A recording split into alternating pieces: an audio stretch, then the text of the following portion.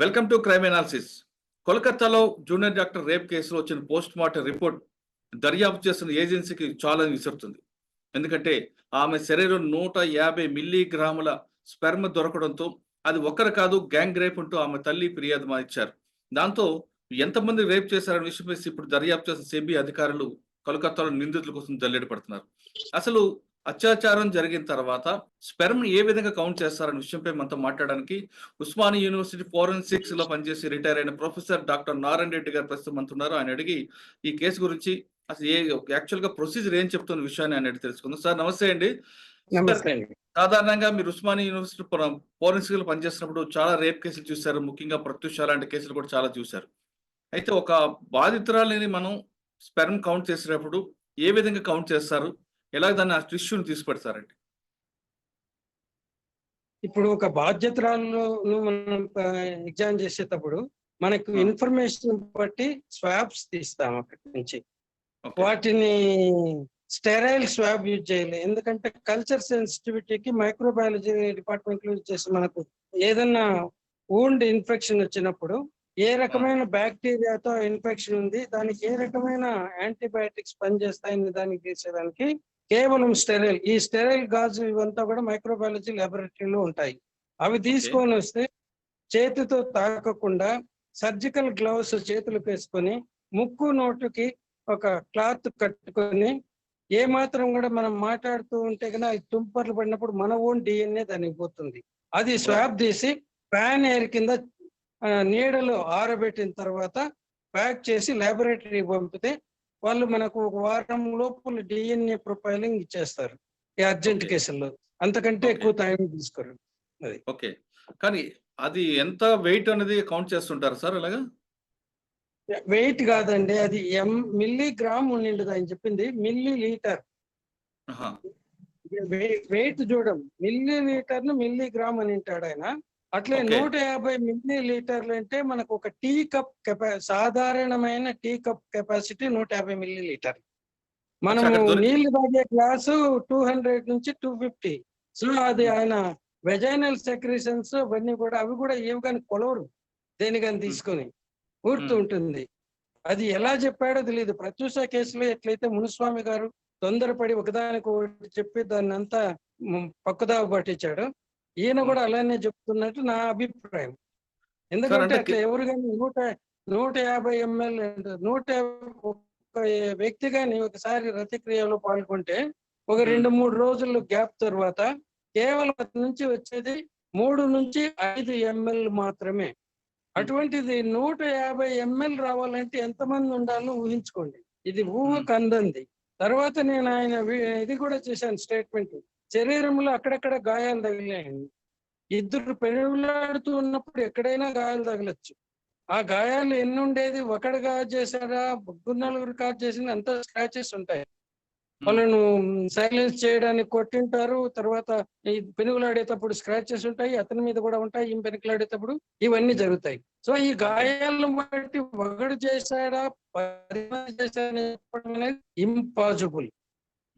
So అతని statement గురించి నాకు ఎందుకనో మన మునుస్వామి గారికి డూప్లికేట్ ఏమో ఈయన అని అనుకుంటున్నాను. అనవసరంగా మునుస్వామి గారు ఇచ్చిన ఒక స్టేట్మెంట్ వల్ల అది ఈ రోజుకు గ్యాంగ్ రేప్ అండ్ మర్డర్ అయిపోయింది. ఇది కూడా అట్లే ఏటుగా ఉంది.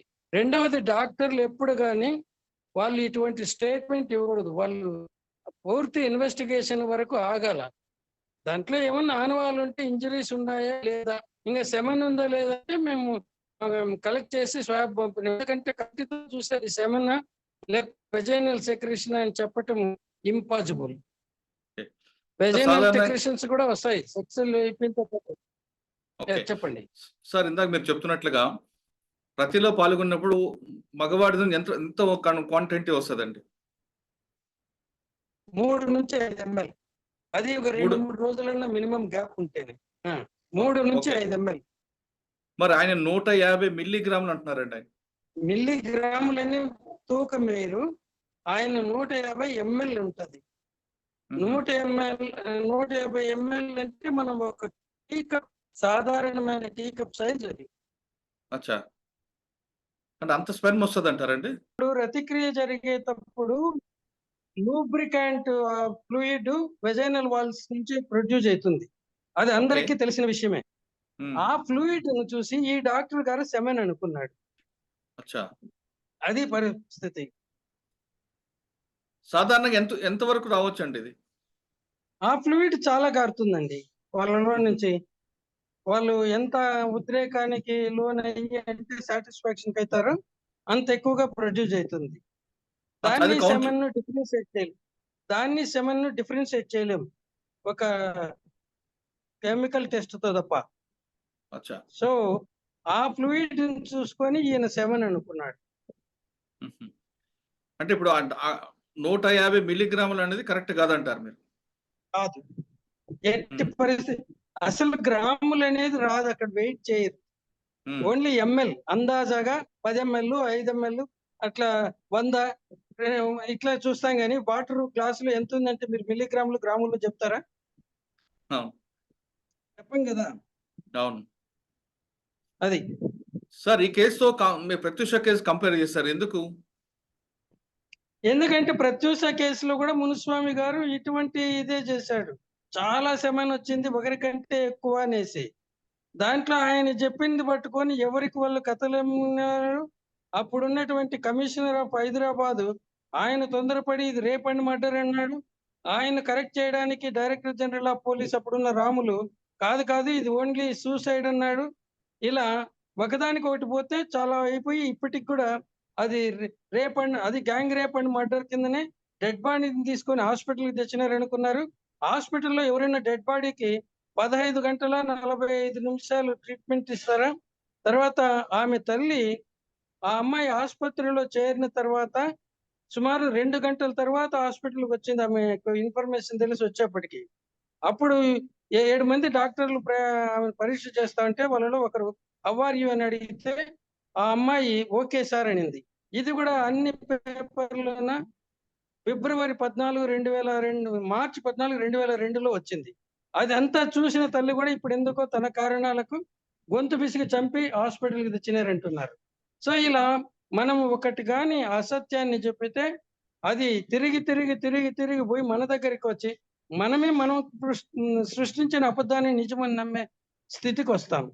ఇది చాలా ప్రమాదం. అందువల్లనే డాక్టర్లు గాని, ఇంకొకరు గాని దీంట్లో ఎటువంటి స్టేట్మెంట్స్ ఇవ్వకూడదు తొందరపడి. ఓన్లీ ఇన్వెస్టిగేటింగ్ ఆఫీసరే. ఆయన పైనుండే సుపీరియర్ ఆఫీసర్స్ కూడా నోరు మూసుకొనుండాలి. అదిగో మా వాడు ఇన్వెస్టిగేషన్ చేస్తున్నాడు. అది తెలిసిన తర్వాతనే మాట్లాడతాం. పూర్తి ఇన్వెస్టిగేషన్ అయ్యేంత వరకు మేము మాట్లాడమని చెప్పాల. కానీ ఓకే. అందరికి ఏంటంటే మీడియాలో బొమ్మలు చూసుకోవడంలో సరదా ఉంది. దాంతో ఒకదానికొకటి చెప్పి పూర్తి సమాచారం తెలుసుకోకుండా మీడియా కథనాలతో మొత్తం కేసునే తప్పుదారి పట్టిస్తున్నాం. ఓకే. సార్ ఇప్పుడు కోల్‌కత్తాలో జరిగిన కేసులో తల్లి చెప్తున్నట్టుగా గ్యాంగ్ రేప్ జరుగుంటే అక్కడ ఎంత స్పెర్మ్ ఉండాలండి? మనం అది చెప్పలేమండి. హ్మ్. It is impossible. అంటే చెప్తున్నాను గదా! ఒక్కడి దగ్గర నుంచి 3 మిల్లీ లీటర్ల నుంచి 5 మిల్లీ లీటర్ల వరకు వస్తుంది. మిల్లీ లీటర్ అంటే ఒక క్యూబిక్ సెంటీమీటర్. అట్లా ఓకే. దాంట్లో ఎంతుంటదని బట్టి అట్లా లెక్క చేసుకోవాల. అందరిలోనే ఒకే రకంగా రాదు గదా! ఒకడు అవును. వారం తర్వాత చేసినాడనుకోండి వానిలో 5 ఎంఎల్ రావచ్చు. 3 రోజుల కిందట సెక్స్‌లో పాల్గొన్న వాడికి 3 ఎంఎల్ రావచ్చు. లేకపోతే కొద్దిమందికి రోజు మాస్టర్బేషన్ చేసుకునేవాళ్ళుంటారు. వాళ్ళకి హ్మ్. 1, 2 ఎంఎల్ఏ వస్తుంది. సో, హుహు. ఇదంతా వాళ్ళ గ్యాప్ బట్టి ఉంటుంది. సో, ఇది అచ్చా! చెప్పడం ఎంతమంది అనేది ఎవ్వరికీ సాధ్యం గాదు. ఓకే. సార్ ఫైనల్‌గా చెప్పండి ఈ అది కేసు ఊహించి కరెక్ట్‌గా చెప్పడం కూడా తప్పు. ఓకే. సార్ చెప్పండి. ఫైనల్‌గా చెప్పండి ఈ కేసు దర్యాప్తు కరెక్ట్‌గా జరగాలంటే ఏం చేయాలంటారు? Postmortem doctors. ఏ పోస్ట్‌మార్టం డాక్టర్‌ది ఏముండదండి దీంట్లో రోలు. ఇంజ్యూరీస్ ఏముండాయో చెప్తాడు. దాంట్లో ఏం పరిస్థితులుండాయో చెప్పాలా. రెండవది సెమెన్, వెజైనల్ సెక్రీషన్ డిఫరెన్షియేట్ చేయటం వీలు కాదు కంటితో చూసి. ఎందుకంటే ప్రతి వ్యక్తిలోన ఆమెలో సెక్స్‌లో పాల్గొన్నప్పుడు కొద్దిసేపు అయిన తర్వాత అక్కడ అది లూజ్ కావడానికి లూబ్రికెంట్ ఫ్లూయిడ్‌గా ఆమె లోపలి గోడల నుంచి ఈ వెజైనల్ ఫ్లూయిడ్ సెక్రెట్ అయితుంది. దాని కలరు, సెమెన్ కలరు ఒకటిగానే ఉంటుంది. దాన్ని ఎవరు ఓకే. డిఫరెన్షియేట్ చేయలేరు కంటితో చూసి. సో, ఈ డాక్టర్ గారు ఏదైతే మాట్లాడాడో నా అభిప్రాయం ప్రకారము 100కు 100% అది వెజైనల్ సెక్రీషన్సే, సెమెన్ కాదు. ఓహ్! ఇవంతా గూడా ప్రాపర్‌గా మైండ్ అప్లై చేయకుండా తొందరపడి మీడియా ఇన్ఫ్లుయెన్స్ కు గురయ్యి చెప్పే మాటలు. ఓకే. మొత్తం మీద చెప్తుంటే నారాయణ రెడ్డి గారు చెప్తున్నట్లుగా ఈ కేసులో డాక్టర్లు మాట్లాడకుండా ఇన్వెస్టిగేషన్ ఆఫీసర్ మాత్రం మాట్లాడితే ఈ కేసు దర్యాప్తు కరెక్ట్‌గా జరుగుతుందని చెప్తున్నారు.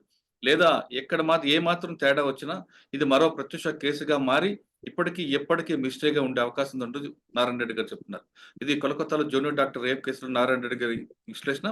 మరో అంశంలో మళ్ళీ కలుద్దాం. అంతవరకు నమస్తే. Thank you sir. Thank you very much అండి. Thank you.